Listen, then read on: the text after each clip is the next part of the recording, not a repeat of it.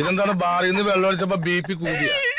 ഇത് BP ചിരിയല്ല, ആനന്ദ ചിരിയാ. ബോംബിട്ട് കൊല്ലൂന്ന് പറഞ്ഞിട്ട് ആ ഡോക്ടർ തെണ്ടി പയ്യൻ കേട്ടില്ല. തന്റെ കരിങ്കൊണ്ടുകൊണ്ട് അവനെ ഈ നാട്ടിൽ നിന്ന് തുരത്തിയില്ലേ? ഇനി അവൻ ഈ മണ്ണി കാലൂത്തൂല. വാ വാ, എന്നെ പിടിക്കാണ്ട് തുണി തൂണ് മാറിപ്പോയി.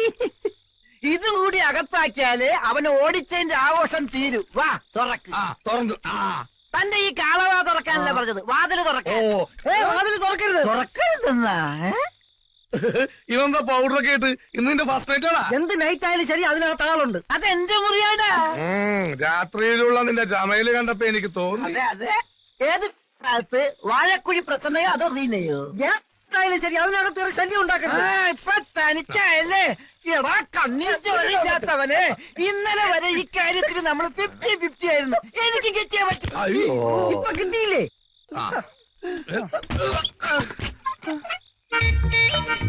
ആ കാല് കണ്ട നല്ല ഇളം പൈക്കിടാവിന്റെ പോലത്തെ കാല്.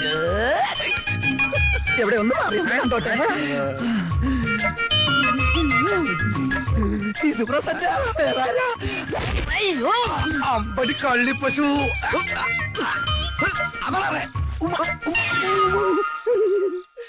എടാ പശുല, ശിശുല, ഇത് പശുവല്ലടാ, കാളയാ. അപ്പൊ നീ പോയില്ലല്ലേ? എന്റെ മുറിയിൽ എന്റെ ബെഡിൽ പുറപ്പം മുടി നീ സുഖിച്ചേർന്ന് ഉറങ്ങാനല്ലേ? ആരോ നിന്നോട് കൂടെ താമസിപ്പിച്ചത്? ഇപ്പൊ ഈ നിമിഷം ഇവിടെ ഇറങ്ങണം. ഈ നിമിഷം. ചുമ്മാതല്ലോ, കൃത്യമായി വീതം പറഞ്ഞ് വാടക ഉറപ്പിച്ചിട്ടാ ഞാൻ ഇങ്ങോട്ട് വന്നത്. വാടകയ്ക്കല്ല, ഈ വീട് വിലക്കെടുക്കാന്ന് പറഞ്ഞാലും ശരിയാണ്. നിന്നെ ഇവിടെ താമസിപ്പിക്കുന്ന പ്രശ്നമില്ല. ഏത് വകുപ്പിൽ? ഈ വീടിന്റെ എഗ്രിമെന്റ് എന്റെ പേരില്ല. ഈ വീട്ടിൽ ആര് താമസിക്കണോ ആര് താമസിക്കണോ തീരുമാനിക്കുന്നത് ഞാനാ. ഓസിന് പുറപ്പിക്കുന്ന പോലെ ഇവിടെ കിടന്ന് ഓട്ടം തുള്ളൽ നടത്തണോ? ഈ നാട്ടിൽ കുത്തിവെപ്പിലൂടെ പശുക്കുട്ടികൾ ഉണ്ടാക്കാൻ ഇറങ്ങുന്ന വൈദ്യനാണല്ലേ? അതെ, നിയമപരമായി വിത്തുകാളകളുമായുള്ള ഇൻസെമിനേഷന് ഞങ്ങളുടെ ഡിപ്പാർട്ട്മെന്റ് എതിരാണ്. പക്ഷെ ഒരു കാര്യം, ഈ നാട്ടിലെ ഏതെങ്കിലും ഗോകന്യക താമൂലം അവിഹിത ഗർഭം ധരിച്ചെന്ന് അറിഞ്ഞാ തന്റെ സിറിഞ്ചിനോടച്ചളയും. ഈ ഓച്ചറ വേലും ആരാണെന്ന് എനിക്കറിയോ? കാണിച്ചതാ.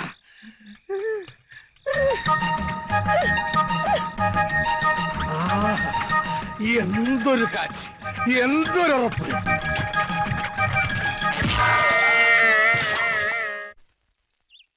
സാറേ, ഇത്ര വെളുപ്പിനെ നമ്മൾ എങ്ങോട്ടാണെന്ന് പറഞ്ഞില്ല. പറയാം.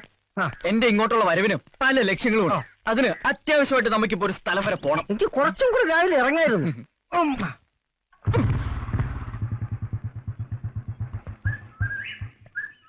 കുന്നത്തൂർ പഞ്ചായത്തിൽ 9-ാം നമ്പർ വാർഡിൽ CK മൈതിലി, 456 നമ്പർ വോട്ടർ. കിട്ടിയ പോലെ വെച്ച് നോക്കുമ്പോ ഇത് തന്നെയാ വീട്. പക്ഷേ പരിസരത്തൊന്നും ആരും കാണുന്നില്ലല്ലോ. ഹലോ, ഞാൻ ചെത്തി ഇറങ്ങ. ഓ, ലോഡ് അയച്ചിട്ടുണ്ട്. കൊണ്ടോട്ടിയുള്ള ലോഡ് അയച്ചിട്ടുണ്ടെന്ന്. അവിടെ പപ്പനാവും കൊണ്ടുവരുമെന്ന്. അയ്യോ സാറുമാരെ പോകല്ലേ, ഞാൻ വരുന്നത്. ഓ, കാര്യം മനസ്സിലായി. ഇവിടെ അടിയും കുത്തും വെട്ടും ബോംബെറും ഒക്കെ ആയതുകൊണ്ട് സാധനം കിട്ടാൻ വലിയ പ്രയാസമാണ്. ഏത് ബ്രാൻഡാ വേണ്ടത്? ബ്രാൻഡോ? പറഞ്ഞാ മതി, ഏത് വേണേലും റെഡിയല്ലേ. ഇവിടെയൊക്കെ തെങ്ങിന്ന് ചെത്തി ഇറക്കുന്ന വിദേശ മദ്യമാണോ? ബാഗി ചരക്ക. ഇവിടെ എക്സൈസുകാരുടെ ശല്യം കൂടുതലായതുകൊണ്ട് അവനെ ഒളിപ്പിക്കാൻ പറ്റിയ സ്ഥലം തെങ്ങിന്റെ വണ്ടയില. സത്യം പറഞ്ഞാൽ ഞങ്ങൾ വന്നത് മദ്യത്തിനല്ല, ഒരു CK മൈഥിലി. അതെ, മൈഥിലിയുടെ വീടായത്. എന്താ സാറേ കാര്യം? അപ്പൊ പുള്ളിക്കാരി വോട്ട് ചെയ്യാൻ വന്നപ്പോ പരിചയപ്പെട്ടതാണ്.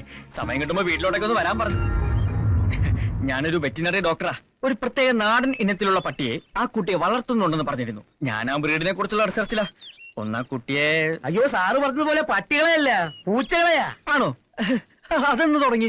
എന്നോട് പട്ടികൾ എന്നാണല്ലോ പറഞ്ഞത്. പൂച്ചകളെ വളർത്തുന്നത് കൊച്ചിലേ മുതലുള്ള വിനോദമാ. പാവുക, സ്നേഹമുള്ള കുട്ടിയാ. എന്ത് ചെയ്യാനാ, വീടും പറമ്പും വിൽപ്പനയ്ക്ക് വെച്ച് എല്ലാവരും പോയി. അയ്യോ, അപ്പൊ മൈഥിലിയോ? അവൾ ഇവിടെ ഉണ്ട്, അവക്ക് പോവാൻ പറ്റുമോ? സാറുമാര് വന്നാട്ടെ. അതാ സാറിന്റെ അടുത്ത് വരാൻ പറഞ്ഞത്. വാ, ഇവിടെയാ അവൾ ഉറങ്ങുന്നത്.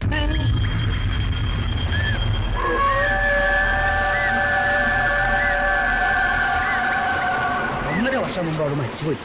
അപ്പോ ഇലക്ഷന് വോട്ട് ചെയ്യാൻ വന്നതോ? കന്നി വോട്ടല്ലേ, അവള് വരും. ആശ തീരാതെയാ പാപം പോയത്. അതുകൊണ്ട് ആത്മാവ് അലഞ്ഞു നടക്കുക.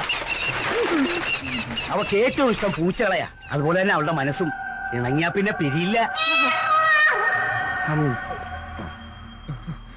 നിങ്ങൾക്ക് ഇഷ്ടമായ സ്ഥിതിക്ക് ഇനി നിങ്ങളെ അവൾ അങ്ങോട്ട് വന്ന് കണ്ടോളൂ. അതാ പതിവ്.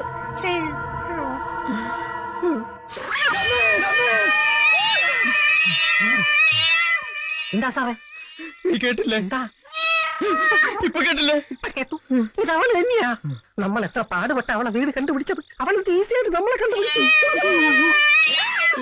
പണ്ടാരടങ്ങാൻ മനുഷ്യനെ പേടിപ്പിക്കാനായിട്ട് എവിടെ ഇരുന്നാണ് അവ ഈ കാലം പൂച്ച കരയണത്? 12 മണിയാവുമ്പോ ഡോക്ടർ മൂത്ത് ഒഴിക്കാൻ ഇറങ്ങും.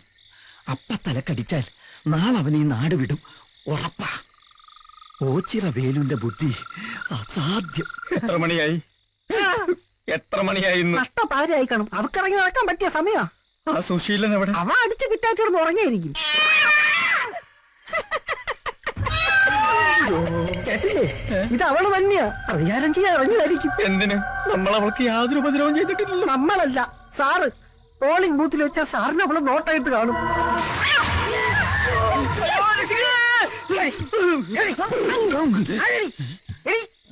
എവിടെ? എവിടെ?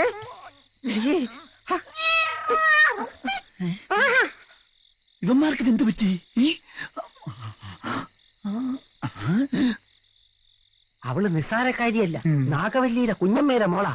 അതേത്? സാറ് വല്ലതും പറഞ്ഞ? ഇല്ല, താൻ വല്ലതും പറഞ്ഞു? ഞാനൊന്നും പറഞ്ഞില്ല. സാറ് പീസ് ഊരിയ കാര്യം പറഞ്ഞു. ഞാനോ? ഒരിക്കലും പറഞ്ഞിട്ടില്ല. ഇപ്പൊ മനസ്സിലായി. എന്ത്? അവള് ചില്ലറക്കാരിയല്ല, മിമിക്രിക്കാരിയാ. സാറേ,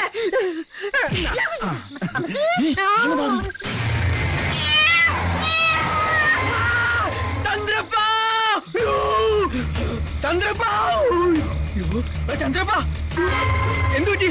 സുശീല, സുശീല, എന്താ എന്താ മനുഷ്യക്കെന്ന് ഉറങ്ങാനും സമ്മതിക്കില്ല. അയ്യോ, എന്ത് പറ്റി? നമ്മുടെ ചന്ദ്രപ്പനെ പ്രേതം പിടിച്ചു. ആണാ? അയ്യോ, എപ്പോ? വേണോന്നാ?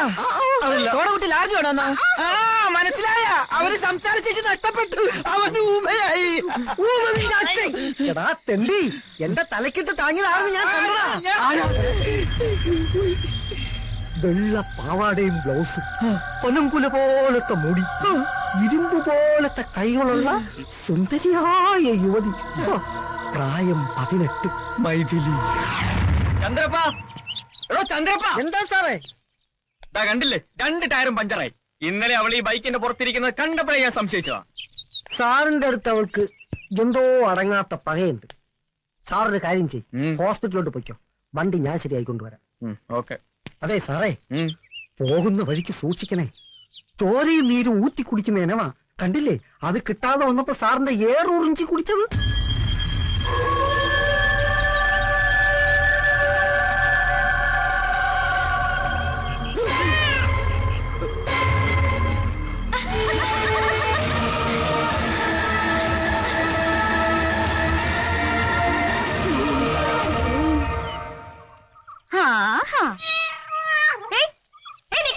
എങ്ങോട്ടാ പോന്നെ?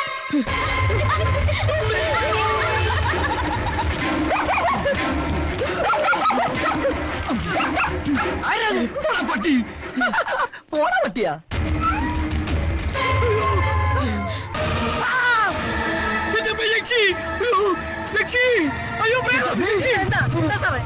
ഇന്നലെ നമ്മളെ ശല്യപ്പെടുത്തിയ യക്ഷി. യക്ഷിയോ? അവള്. അയ്യോ സാറേ, ഇത് നമ്മുടെ കോറോത്ത വീട്ടിലെ. കോറോത്തല്ല, കോണോത്ത വീട്ടിലെ. മിണ്ടരുത്. എന്താണോ?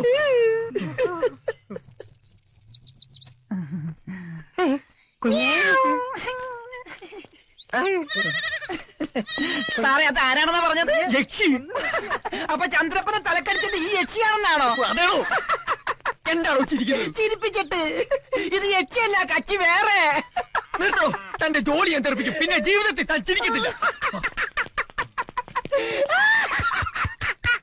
കുട്ടി മാപ്പാക്കണം. വേണ്ട, ഒരു വക്കാലത്തും വേണ്ട. അയാൾ എന്താ എന്നെ വിളിച്ചേ? യക്ഷിന്നോ? ഞാൻ ആരാന്നൊക്കെ കാണിച്ചു കൊടുക്കാം. സാറേ, ആ കുട്ടി പ്രേതമൊന്നും അല്ല. സാറെന്തിനാ അതിനെ യക്ഷി എന്നൊക്കെ വിളിച്ച് കളിയാക്കുന്നത്? ഇനി അതങ്ങനെ വീട്ടിൽ ചെന്ന് പറഞ്ഞ ആകെ കുഴപ്പാവത്തേ ഉള്ളൂ. ഏതാ അവള്? ഈ കഴിഞ്ഞ ഇലക്ഷൻ ജയിച്ച MLA-യുടെ ചേട്ടന്റെ മോളാ. ഈ നാടിന്റെ പ്രത്യേകത അനുസരിച്ച് MLA എന്ന് വെച്ച മന്ത്രിയുടെ പവറാ. സഖാവ് കോറോത്ത് രാഘവൻ, ദുർവാസാവിന്റെ അവതാരം. അതിനേക്കാൾ ഭീകരമാണ് അമ്മ കടത്തനാട്ട് മാധവി.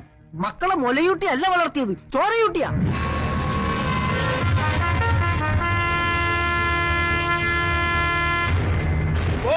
കൃഷ്ണൻ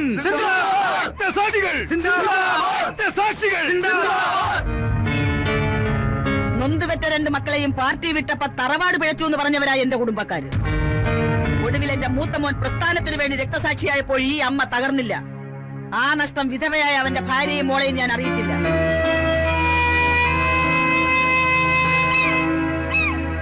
കോറോത്ത് തറവാടിന്റെ രാഷ്ട്രീയ പാരമ്പര്യം ഇക്കുറി നീ കാത്തു. ആരൊക്കെ എന്തൊക്കെ പറഞ്ഞാലും പ്രസ്ഥാനത്തിനു വേണ്ടി 2 കരുത്തന്മാരെ പെറ്റുവിളത്തിയെന്നുള്ള പെരുമയുണ്ടല്ലോ, അത് മതിയുടെ മോനെ ഈ അമ്മയ്ക്ക്. ആരടാന്ന് ചോദിച്ചവന്റെ മുഖത്ത് നോക്കി ഞാനടാന്ന് പറയാൻ പഠിപ്പിച്ച അമ്മയുടെ മോനാ ഞാൻ. സത്യപ്രതിജ്ഞ ചെയ്ത് ഞാൻ ഈ നാട്ടിലെത്തിയാൽ എന്റെ കാല് വെട്ടു എന്ന് പറഞ്ഞ എംബോക്കിയുണ്ടല്ലോ, അവന്റെ ഒക്കെ നെഞ്ചിലൂടെ മണ്ഡല പര്യടനം നടത്തിയാ ഞാൻ എത്തിയിരിക്കുന്നത്. പാവം നമ്മുടെ 2 പ്രവർത്തകരെ അവര് വെട്ടിക്കൊന്നത്, പകരം 2 നമ്മൾ തീർത്തു. പക്ഷേ ഇനി രാഘവന്റെ പടയോട്ടം തുടങ്ങുന്നുള്ളൂ. ലാൽസലാം സഹാക്കളെ.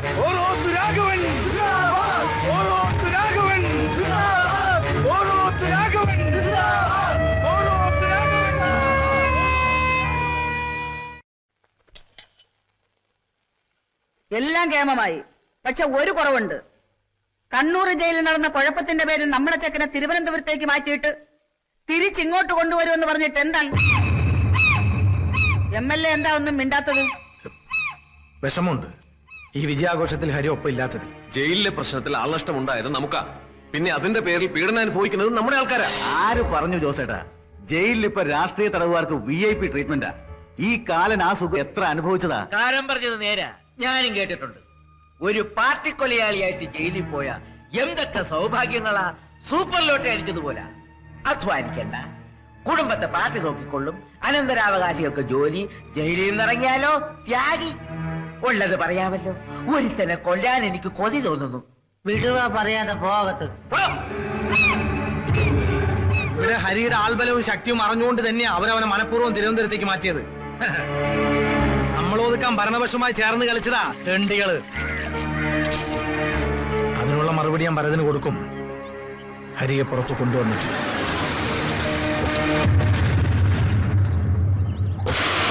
എന്തായാലോ അടുത്ത മാസം 18-നാ കേസിന്റെ ഫൈനൽ സ്റ്റേറ്റ്മെന്റ്. പാർട്ടി വക്കീലെന്നും പറഞ്ഞ് കോട്ടുമിട്ട് വവ്വാലിനെ പോലെ പറന്നു നടക്കാനല്ലാതെ അവനെ ഇതുവരെ ജാമ്യത്തിൽ ഇറക്കാൻ എനിക്ക് പറ്റുമോ? അച്ഛമ്മോ, കൈവട്ടോ കാൽവട്ടോ അല്ല, കൊലപാതക. സെക്ഷൻ 302. കോടതിയിൽ തെളിവെടുപ്പ് നടന്നുകൊണ്ടിരിക്കുന്ന ഒരു കേസായത്. അതുകൊണ്ട് പെട്ടെന്നൊരു ജാമ്യം കിട്ടില്ല. മാത്രവുമല്ല, പബ്ലിക് പ്രോസിക്യൂട്ടർ മറ്റവരുടെ ആളാ. 5 കൊല്ലം കൊണ്ട് തീരുന്ന കടപ്പാട് വോട്ടൊന്ന് ജയിപ്പിച്ച ജനങ്ങളോട് ഇരിക്കുള്ളൂ. പക്ഷേ ഒരു ആയുസ് കൊണ്ട് തീരാത്ത നന്ദിയും കടപ്പാട് ഹരിയോട് ഇരിക്കട്ടെ. അറിയോ നിനക്ക്? ഒക്കെ എനിക്കറിയാം. കോടതിയിൽ കോറോത്ത് രാഘവനെ വീഴ്ത്താനുള്ള ഒരു ബോംബ് ഇപ്പൊ ഭരതന്റെ കയ്യിലുണ്ട്. എന്താ താൻ പറഞ്ഞ? നമ്മുടെ ക്യാമ്പിൽ സൂക്ഷിച്ച രഹസ്യം എങ്ങനെയോ അറിഞ്ഞു. എടാ സുരേന്ദ്ര, നിന്റെ അനിയൻ മുരളി കോടതിയിൽ എത്തരുത്. കൊലപാതകത്തിന് ഏക ദൃക്സാക്ഷിയായ ഇവന്റെ അനിയൻ കോടതിയിൽ എത്താതിരിക്കാനല്ല, അവൻ ഭരതന്റെ കയ്യിൽ പെടാതിരിക്കാനാണ് നമ്മൾ ശ്രദ്ധിക്കേണ്ടത്.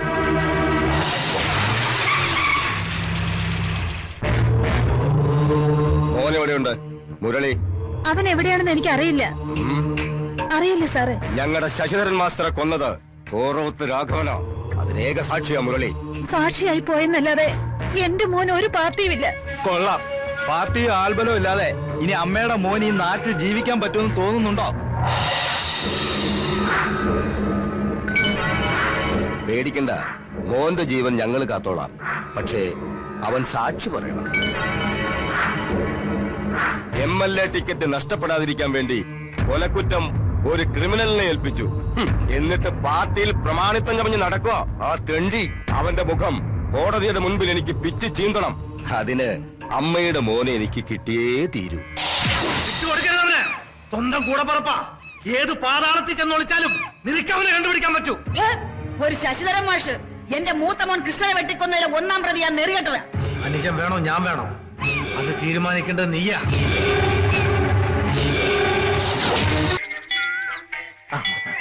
വക്കീലെ പ്രസാദം. അയ്യോ പാടില്ല. പ്രത്യയശാസ്ത്രപരമായി ഞങ്ങൾ ഇതിനൊക്കെ എതിരാ. പിന്നെ MLA പറഞ്ഞ പോലെ ഇതൊക്കെ ലേഡീസ് സെക്ഷനാ. അയ്യോ മോളെ, മോളുടെ പുസ്തകം.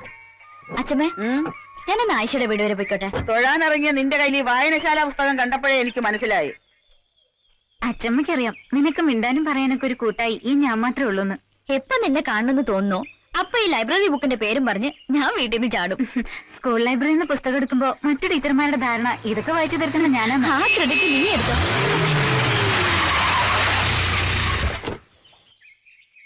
പെങ്ങളെ ഒരു 2 മിനിറ്റ്, എനിക്ക് ആ കുട്ടിയോട് പേഴ്സണലായിട്ട് ഒരു കാര്യം പറയാനുണ്ട്.